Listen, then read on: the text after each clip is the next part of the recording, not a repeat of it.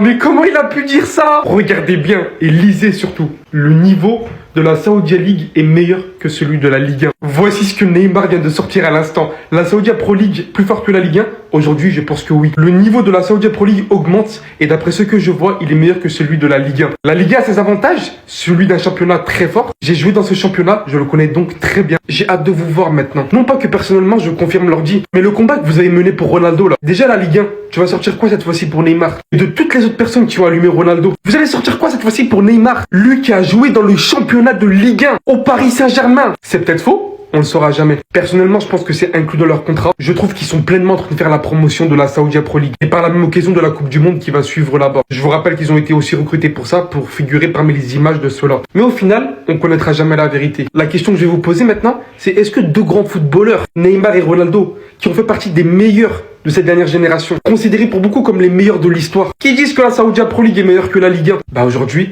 ça pèse quand même beaucoup. Je sais vous êtes dans quelle matrix. Je le sais très bien. Vous essayez de comparer les déclarations que Neymar a eues là aujourd'hui et celles de Cristiano Ronaldo. Alors moi personnellement, et je veux parler sincèrement et je pense que je veux pas me faire des amis sur ça, mais pour moi les déclarations de Cristiano Ronaldo sont bien plus pires que celles de Neymar. Neymar dans ses déclarations, il dit rien de ouf. Il joue dans le championnat saoudien. Il a son avis. Il dit que l'Arabie Saoudite a un meilleur championnat que la Ligue 1. Je ne suis pas d'accord avec son avis. Et pour moi, il manque d'objectivité. Et lui-même sait très bien que la Ligue 1 est supérieure. Mais il ne le dira pas pourquoi. Probablement qu'il est rémunéré pour avoir ce genre de déclarations. Pour la publicité du championnat. Ou quand bien même il n'est pas rémunéré, il va pas rabaisser son championnat. Il va le valoriser, forcément. Il est grassement bien payé là-bas, il a un bon salaire, il est mis dans les meilleures conditions, c'est plus la Ligue 1. Mais à la différence de Cristiano Ronaldo, il a bien dit que la Ligue 1 est un championnat très fort. Cristiano Ronaldo, il a rabaissé la Ligue 1 et a dit qu'il n'y avait que le Paris Saint-Germain, le reste c'est finito. C'est là que tout le monde a fait une vidéo en désaccord avec Cristiano Ronaldo. On sait très bien que Cristiano Ronaldo c'est un joueur exceptionnel, mais on n'est pas d'accord avec son avis. Son avis est catastrophique et irrespectueux. Or, les déclarations de Neymar, elles sont pas objectives, c'est claqué, il n'y a pas de souci. Mais en tout cas, il a pas rabaissé les clubs de Ligue 1. Il a même valorisé la Ligue 1, mais placé quand même son championnat au-dessus, à but peut-être publicitaire. Donc dites-moi si vous êtes corda ou pas avec moi, bien sûr avec objectivité. Ceux qui sont pas objectifs, allez swiper en bien. Attendez, Crary, là, mon gars Neymar, il est en train de grailler une session van sur tous les réseaux sociaux, et vous pensez que moi je vais pas réagir? Crary, vous avez pensé que moi j'allais pas aller au front pour lui? J'ai cherché des arguments, les gars. J'en ai trouvé 4. Les gars, j'irai contre vents et marées pour ce joueur. Premièrement, déjà, vous êtes des hypocrites. Parce que si vous avez donné du bif, vous aurez allumé la Ligue 1. Deuxième argument, Jean-Marie Le Pen, il est décédé. J'ai pas besoin d'argumenter plus. Et troisième argument, vous êtes ingrat. Vous êtes ingrat parce que vous regardez que le côté négatif. Il a dit autre chose, mais ça, vous le regardez pas. Vous voyez que le mauvais côté des choses. Il a dit jouer à nouveau avec Messi et Suarez, ça serait incroyable. Ce sont mes amis, on se parle toujours. Ça serait intéressant de revivre ce trio. Les gars, on est peut-être sur le retour du meilleur trio de l'histoire du foot. Les gars, comment ça vous fait pas rêver? La MSN de retour sur les terrains de football. Que ce soit à l'Inter Miami, que ce soit en Australie, que ce soit en Europe. La dernière danse aura lieu. Que vous le vouliez ou non, la dernière danse aura lieu. Donc voilà, arrêtez de faire les hypocrites avec Neymar. Regardez tout ce qui nous entoure et ensuite vous en tirerez des conclusions. Donc voilà, j'estime avoir coché toutes les cases. J'estime avoir utilisé tous mes arguments pour défendre celui qui m'a fait aimer le football. Donc voilà, c'est une fin de vidéo. Dites-moi ce que vous en pensez en commentaire, les gars. N'hésitez pas à vous abonner, vous êtes des bons de nous, on avance. La conférence d'avant-match de Hansi Flick pour le match de Supercoupe contre Bilbao. Attendez, bougez pas, je vous explique. La conférence de presse de Flick. Jouer contre l'Athletic est toujours difficile. C'est une équipe avec une excellente philosophie de jeu et qui fait très bien les choses. Contre l'Atlético, j'ai dit que nous avons déjà fait un très bon match. Nous devons gagner en confiance pour le match de demain. Tout le monde est prêt à remporter le premier titre de la saison. Nous devons nous concentrer sur ce qui peut arriver demain. Gagner des titres signifierait beaucoup. Nous nous sommes entraînés très dur et nous sommes prêts à le montrer. Je sens que l'équipe est prête et qu'elle a toute la force nécessaire pour se concentrer uniquement sur cela, sur le football et la Supercoupe. Nous sommes concentrés sur demain. Ce sera une confrontation difficile, nous sommes focus à 100% sur un objectif. Je pense que c'est la bonne approche que nous devrions adopter. En gros, il parle du fait que l'équipe travaille dur, que le staff travaille dur, que la meilleure manière de récompenser tout ça, ce serait une victoire en gros et de gagner des titres. On verra ce qui se passera demain. Lamine Yamal s'est entraîné pendant plusieurs jours avec le groupe. Il est prêt à débuter et il jouera peut-être demain. Il explique qu'il pense que la situation d'Olmo et Pau Victor ne sera pas résolue d'ici demain et qu'il faudra attendre. Nico Williams ne s'est pas entraîné aujourd'hui et risque de manquer le match. Il explique qu'il ne savait pas et qu'il s'agit de toute l'équipe, pas d'un seul joueur. Et il explique: je ne sais pas comment notre situation peut affecter les recrutements lors des prochains marchés des transferts. Moi je viendrai car c'est phénoménal de travailler ici. La conférence d'avant-match de Rafi Coco Jojo, ouais, casquette à l'envers, Turag. Ouais, demain il sera à son prime les gars. Enfin bref, attendez, bougez pas, je vous explique. Olmo et Victor, on doit faire confiance et attendre. La vérité est que nous n'en savons pas plus que vous. J'espère que les gens qui sont dans ce processus pourront résoudre la situation et nous transmettre de bonnes nouvelles. Le football est parfois injuste. On a fait un bon match contre l'Atlético Madrid, mais on a perdu. Ça arrive. On se concentre sur le prochain match à 100% et commettre le moins d'erreurs possible pour gagner. On sent que la défaite contre l'Atlético, ils l'ont là. Parce que c'est vrai qu'on avait fait un très bon match. C'était important de gagner à nouveau l'autre jour. Moi, je vais beaucoup mieux. Quel joueur n'a pas de blessure? Je me sens bien maintenant et prêt à aider l'équipe. Le cas Olmo et Victor, c'est une situation compliquée. On ne veut jamais vivre ces moments, on ne sait pas si on peut compter sur eux, et eux ne savent pas s'ils pourront jouer. Nous espérons que la situation sera résolue rapidement. Comme je l'ai dit plusieurs fois, nous devons être prêts à nous battre pour tous les titres. Et nous avons l'opportunité de commencer avec la Supercopa, un titre qui pourrait nous donner beaucoup de confiance. Pedri aussi avait dit la même chose, les gars. On va finir sur le renouvellement d'Araujo. C'est à lui de répondre, c'est une situation personnelle, je n'ai rien à dire sur son renouvellement, c'est au club et à lui de répondre, pas à moi. Ensuite, Rafinha explique que c'est une situation très compliquée pour Pau Victor et Olmo, qui sont comme nous dans l'attente, et ont du coup peur. Enfin bref, gros match demain, j'ai qu'une hâte, c'est que ça commence. Sinon, vous les gars, vous en pensez quoi? Ramène sur ta patience, on dit. T'imagines, tu perds ta présidence du club à cause d'un producteur de films pour adultes. C'est ce qui aurait pu arriver à Laporta, peut-être. Il aime décidément, lui aussi, les pizza parties comme Laporta au Barça. Depuis le cas de Dani Olmo, il y a plusieurs groupes d'opposition de Laporta qui demandent à ce qu'il y ait une motion de censure. Moi, je suis d'accord avec ça, histoire que ça lui foute la pression. Maintenant, il partira pas, faut pas rêver. Et même si elle se fait, il partira pas. Il y a beaucoup plus de soutien. Quand je vous dis que c'est vraiment le cas, c'est réel.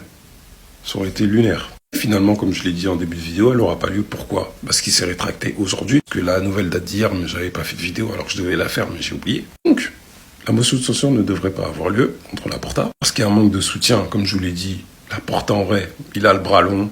Et puis même, son gars sûr, Marc Cornet, il est pas chaud.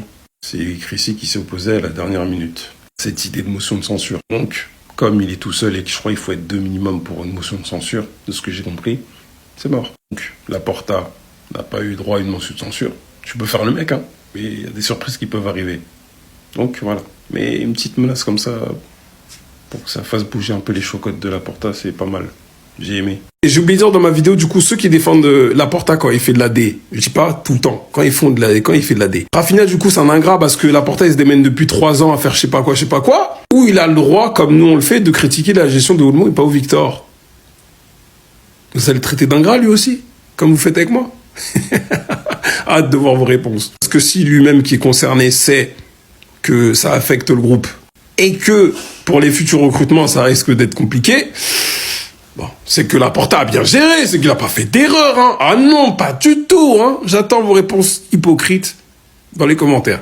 Carrément, il a fait la coupe de Neymar. Les gars, Yamal, il a trop la vision. Il est comme moi, il aime trop Neymar. Il est parti faire la coupe de Neymar Prime, frérot. Qu'est-ce que t'en dis? Je vous dis tout de suite, jamais de ma vie, je vais dire Yamal, il va avoir le niveau à Neymar et tout. Neymar, c'est un autre niveau, c'est intouchable. C'est le Ney. On a connu qu'un seul Neymar dans notre vie. Mais les gars, Yamal, il est trop matrixé par Neymar, il commence à faire tout comme lui. Son jeu, il poste des stories.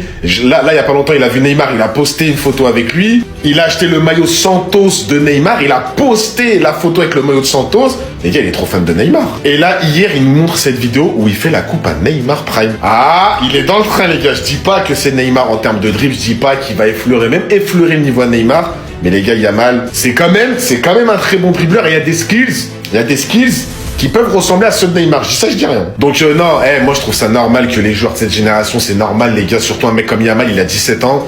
Lui vraiment, il a pas grandi comme nous avec Messi, Ronaldo, il est plus petit que nous. Lui, il a grandi avec Neymar. En 2011, quand il regardait la télé, c'était Neymar. 2012-2013, c'était Neymar les gars à la télé. Il y avait Messi, Ronaldo certes, mais les gamins, ils étaient matrixés par Neymar. Et je comprends tout à fait qu'Yamal, il est matrixé par Neymar les gars.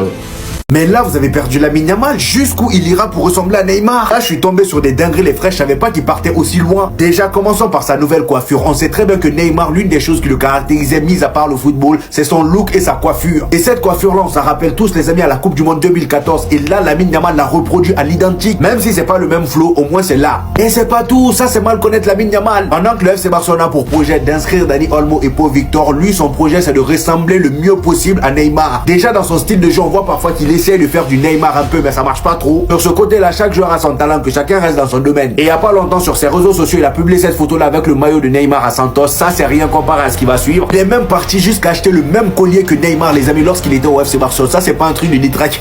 Et ça, même si on dit c'est ton idole, regardez, c'est le même collier. Voilà, c'est le même collier. Et encore une fois, la même coupe. Voilà, il essaie tout le temps de ressembler à son idole. Et dire qu'il a failli faire pleurer son idole il n'y a pas longtemps au Global Soccer Award. Regardez, au moment où Neymar le regardait, Neymar pensait déjà à sa carrière en FC Barcelone. Il se disait, ah, si je savais. Cependant, on parle de Lamine Yamal, mais on sait tous qu'il n'est pas seul dans ce projet. Vinicius également, il a fait la même coupe que Neymar. Voilà, à chaque fois lui aussi, il essaie de reproduire les mêmes coupes que Neymar. Parfois, on le voit même tenter certains dribbles de Neymar, mais ça marche pas trop non plus. Juste copier la coupe, le reste là, tout ce qui est dribble là, c'est pas votre niveau. Neymar, c'est un détraqué à ce point-là. Voilà. Demain, demi-finale de Supercoupe d'Espagne. Alors, il n'y a pas 10 000 options, c'est la victoire ou rien. Parce que oui, vous le savez tous, on finit 2024 avec énormément de difficultés en championnat au moins. Maintenant, en 2025, et l'objectif, c'est de tout rafler, il faut commencer par cette Supercoupe d'Espagne. L'adversaire de demain, c'est bien évidemment l'Atlético Bilbao. Un classique du football espagnol, mais là, c'est une demi-finale, c'est important et c'est un titre à aller chercher. Vous l'aurez bien compris, c'est la liste des convoqués pour le match de demain. Ça fait beaucoup de monde, mais toujours pas de Dani Olmo et de Pau Victor. Maintenant, on va rester sur du positif, c'est le retour de Rafinha et de Lamine Yamal, super important devant. L'absence de Dani Olmo au milieu de terrain, on a du Pedri, du Gavi, du Firmine. Firmine qui va devoir se relever, qui va vite devoir se remettre à l'endroit parce que ça fait plusieurs matchs qu'il n'est pas bon. Des petites surprises, Tony Fernandez qui a fait son entrée dernièrement en Coupe du Roi et qui est à nouveau dans cet effectif-là. Il n'a que 16 ans, je tiens à le rappeler, mais c'est toujours un plaisir de voir des nouveaux joueurs dans notre équipe. Information, ce sera bien Peña dans les cages et non Chesney. Chesney ne sera aligné qu'en cas d'urgence si Peña a une blessure ou quelque chose. Et je vous rassure, il aura du temps de jeu en Coupe du Roi. C'est un gros choc qui nous attend demain, mais le Barça doit montrer qu'on a pris de nouvelles résolutions pour 2025. Déjà très compliqué en Liga et ça va le devenir encore plus cette année. On a tous confiance au coach allemand et on ira chercher cette finale.